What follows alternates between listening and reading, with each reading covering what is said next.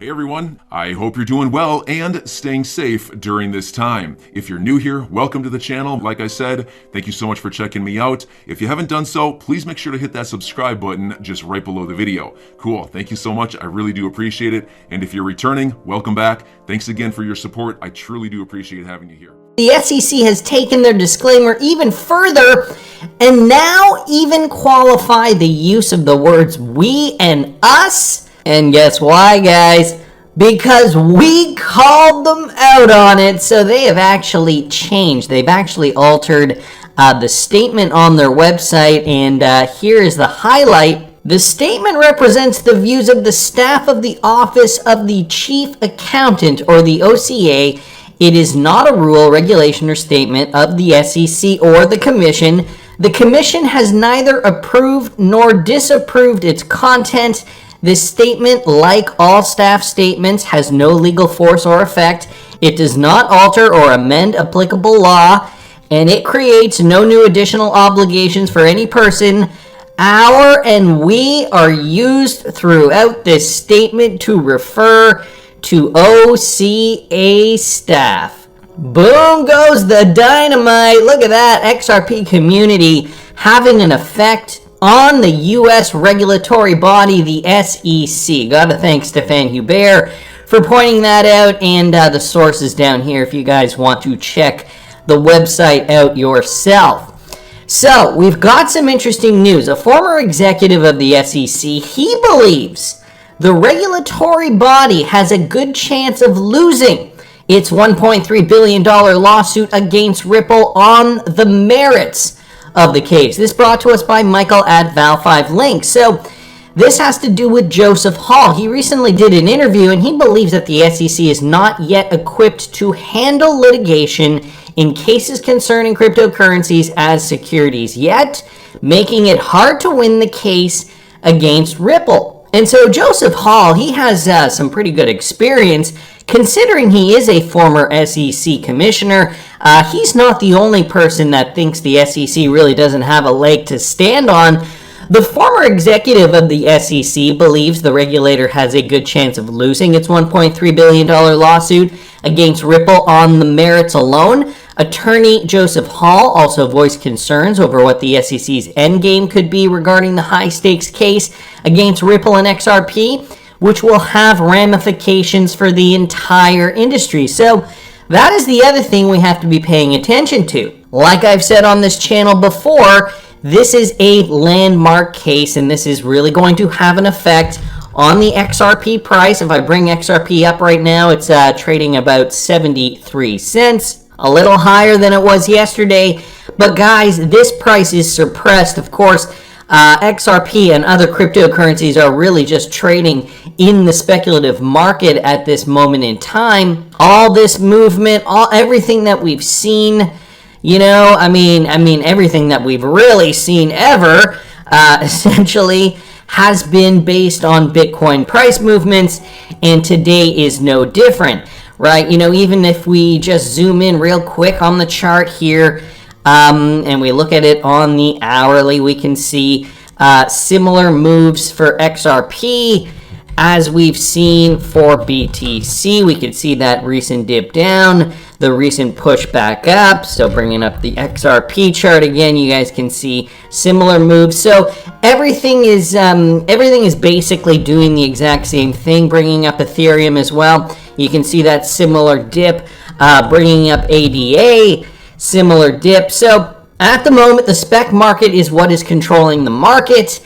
And so if we do see something fundamentally different, like regulatory clarity for XRP, which would essentially give that cryptocurrency the regulatory clarity in the United States, it would be one of the only ones, that could see price appreciation really surge. So it will have ramifications for the entire industry. The lawsuit alleges that the company and its co-founders, Brad Garlinghouse and Chris Larson, failed to notify the SEC about its sales of XRP, so we know those details.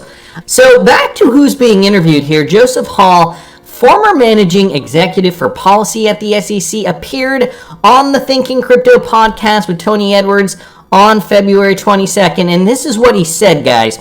I'm not entirely sure what the SEC is planning on proving in the XRP litigation. The implications for the SEC and for the crypto industry as a whole are massive. As Hall puts it, the SEC has a lot riding on the case, and their entire regulatory project could basically be shut down if they lose on the merits. So, it sounds to me like they are playing it very fast and loose, considering what's at stake here. So he continues by saying, and I continue to think there is a pretty good chance that the SEC will lose on the merits. Hall believes that Ripple has a strong defense on the basis that the SEC failed to give fair notice of its investigation. The SEC is required to notify individuals and corporations that they are being scrutinized, which is exactly what Ripple had been being by the SEC, and they just were not given that fair notice. I'm very sympathetic to the argument. It's a basic due process argument. The Ripple network was operating for years before the last-minute filing of the lawsuit against them. Another attorney who has been following is Jeremy Hogan, and we do know about Jeremy Hogan's position. I'm going to get to some of the details about some of the updates we've recently received with regards to this lawsuit. So, James K. Filan, first of all, just posted this yesterday. SEC files request to file Sir reply regarding motion to strike, citing the SEC versus Library decision, or Libry. I keep forgetting how that company is pronounced, LBRY, decision in which New Hampshire federal judge granted judgment on the pleadings in an unrelated selective enforcement defense. So this is the Libry decision on the motion for judgment on the pleadings of the selective enforcement defense raised by Library in New Hampshire. Wrath of Kahneman saying, wow, they seem adamant about getting this new precedent in, as if it would make a case they've failed to establish so far. So the SEC pushing back, essentially extending the date again, bringing in new evidence from this case. They think the Library case is going to help them set a precedent in their case. But is it? Will it? Could it actually help them? Let's go over some of the things we know so far. So John Deaton saying, here's his prediction. The case against Brad Garlinghouse and Chris Larson is over. It was over the day it was filed. There's no way the SEC can meet its burden. The SEC must prove that the two executives had knowledge XRP was a security or was reckless in not knowing. And so we know, we've been following this for a very long time now, that the crux of Ripple's argument is the fair notice defense, or one of them at least, and we know that they just didn't receive fair notice, even considering how many times they went to the SEC and they said, hey, look, are we doing this right? And the SEC just kind of brushed them off. Continuing John Deaton's thread, in order to prove recklessness, the SEC must prove a reasonable person would have known XRP was a security because it was so clear and obvious to anyone at that time. And we obviously know that isn't the case. Let's review some of the evidence. First, in October of 2012, Perkins Coie memo, it concluded XRP was not a security, so that's a pretty basic one. Number two, until April 2018, the SEC allowed staff, including enforcement lawyers, to trade and own cryptocurrency, including XRP, without any restrictions. Number three, June 18th, 2018, SEC legal memo analyzing whether XRP is a security. SEC enforcement lawyers do not conclude XRP is a security because there's no enforcement recommendation made.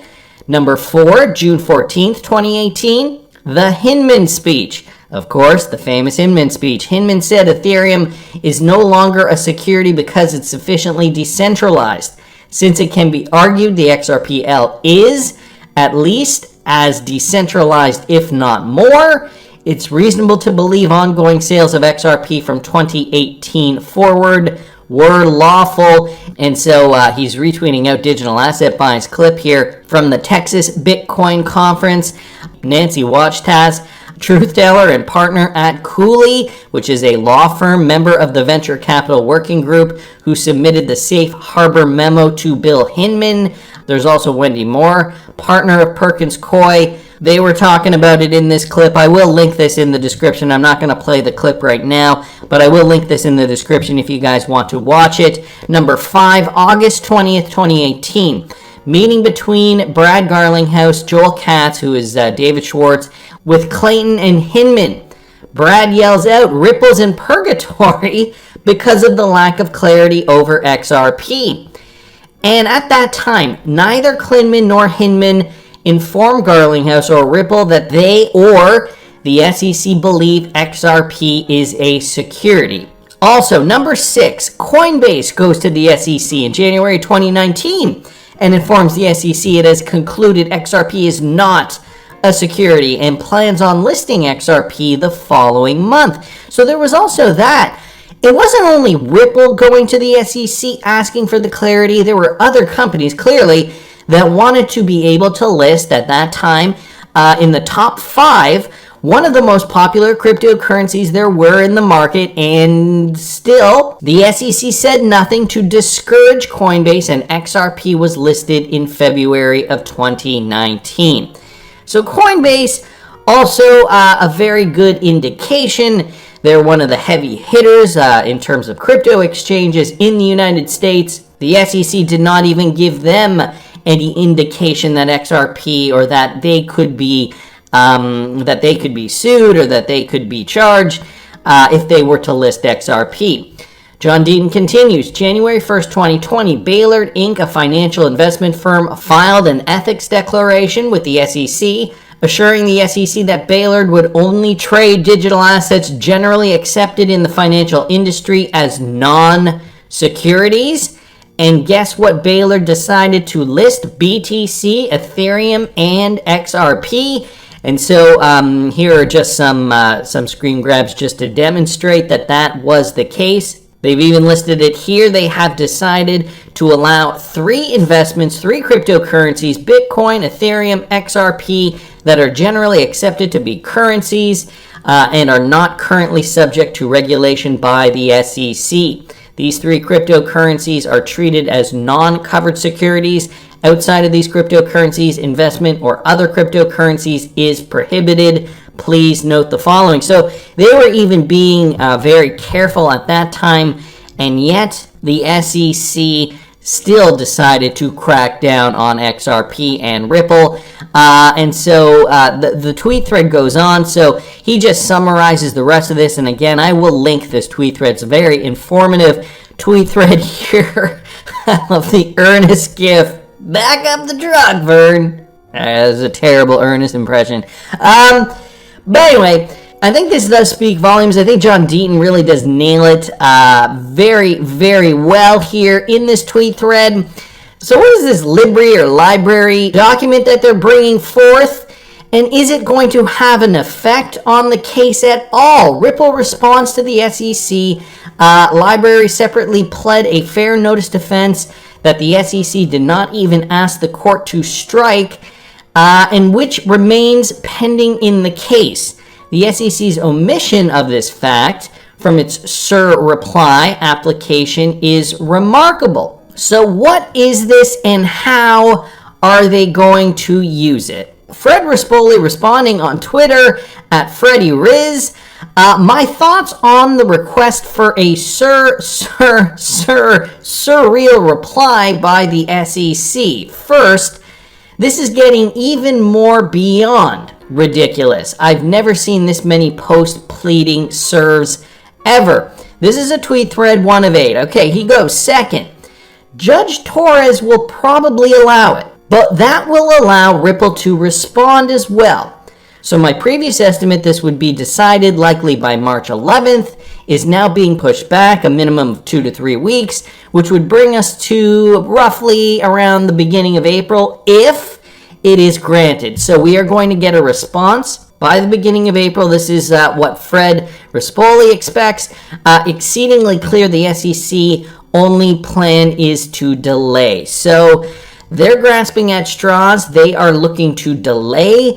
Now we can go off on that tangent. Why would they be looking to delay? Why would it be important for them to delay? Well, that's a really good question, isn't it? We can speculate about that all day, I'm sure, and maybe come up with a few different reasons, very, very good reasons why they would. Third, remember your jurisdictions. The library case is in New Hampshire, which is the First Circuit. The SEC versus Ripple case is in New York, which is the Second.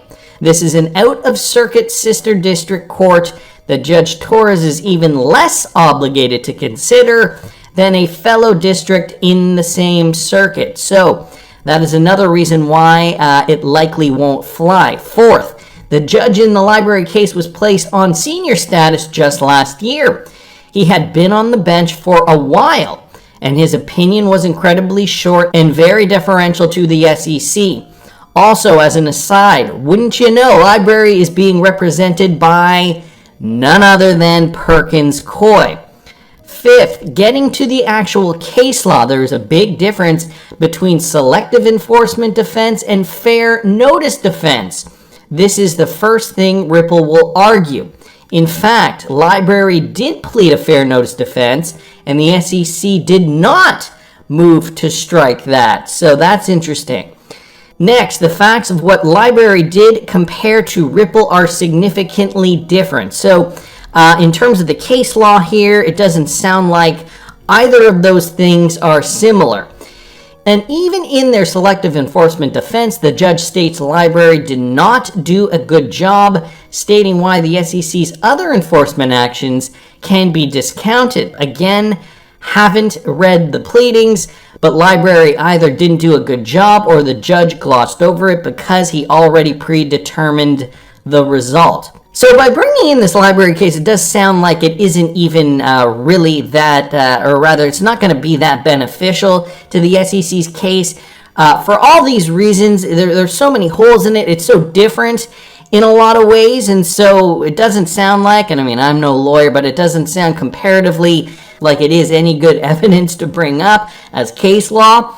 That's why we have the lawyers in the space to explain this to us. By contrast, Ripple has detailed why the SEC's previous enforcements are inapplicable. More importantly, and to repeat, library filed a fair notice defense that the SEC chose not to move to dismiss. Very peculiar, almost like it is afraid to.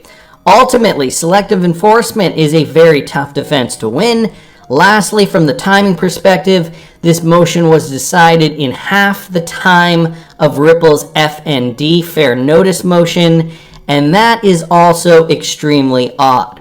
So, very great breakdown. A lot of kudos and thanks and congratulations, Fred, for breaking that down. Good job. A lot of people really did need that breakdown, and I think it does speak volumes to kind of where we're at as XRP hodlers in this case. I think it is pretty clear that the SEC's goose is cooked. I mean, many celebrities have even come out and said, I do not respect the SEC, and I'm thinking about one in particular, none other than Mr. Elon Musk. Well, Digital Asset Buy posted this. It's a pretty good clip, actually. Listen to this. Elon Musk accusing the SEC of leaking information from a federal probe, tweeting, quote, "This is just peeling back the first layer of the corruption onion. Stay tuned." Of course, last week had more choice words for the SEC, Jim, accusing them of trying to thwart his right to free speech. Yeah, I think that it's just not worth tangling with the SEC. And Elon is doing such a great job. It's just, I mean, I totally understand. I know Mark Cuban at one point tussled with him on a different issue, but they're just not worth picking on.